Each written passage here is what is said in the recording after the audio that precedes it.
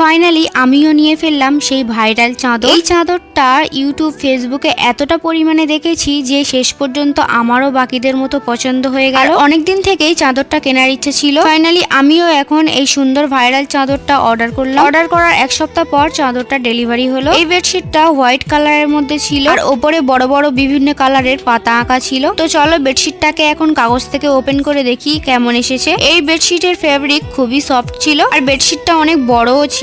সাথে আমাকে একটা ক্যাশ রিওয়ার্ডের কাগজও এখানে দিয়েছে। বেডশিটের ভালো রিভিউ দিলে আমাকে 100 টাকা রিফান্ড দেবে। আমি এই ভাইরাল বেডশিটটাকে মিশো থেকে নিয়েছিলাম আর এই বেডশিটের সঙ্গে আমাকে দুটো বালিশের কভারও দিয়েছে। বালিশের কভার দুটো অনেক বড় ছিল। চলো এখন আমি এক চুটকিতে আমার বিছানাটাকে সাজিয়ে ফেলি। এই চাদরটাকে বিছানার পর আমার রুমটার লুকটাই পুরো চেঞ্জ হয়ে গিয়েছিল। মানে বেডশিটটা হোয়াইট কালারের জন্য বিছানা একদম জলজল করছিল। মিশোতে এই বেডশিটটা সিঙ্গেল, কিং, কুইন তিনটে সাইজের অ্যাভেলেবেল আছে। আমার বেডটা একটু বড় ছিল যার জন্য আমি কুইন সাইজটা অর্ডার করেছিলাম আর এই কুইন সাইজের বেডশিটটার দাম ছিল 300 টাকার কাছাকাছি। ট্রাস্ট মি, আমি এই বেডশিটটা বেডে সেট করার পর রুমটাকে জাস্ট অসাধারণ দেখতে লাগছিল। বেড সহ পুরো রুমের লুকটাই চেঞ্জ হয়ে গিয়েছিল এই একটা বেডশিটের কারণে। মাঝে মাঝে দামি আর ভারী জিনিসের বদলে এই ছোট ছোট জিনিসগুলোই রুমকে সুন্দর ও গোছানো দেখানোর জন্য যথেষ্ট হয়। আমার এই বেডটা অনেকটাই বড় ছিল, তবুও বেডশিটটা বেডের তুলনায় অনেকটাই বড় ছিল, যার জন্য আমাকে বেডশিটটাকে বেডের নিচে অনেকটাই ঢুকিয়ে রাখতে হয়েছে।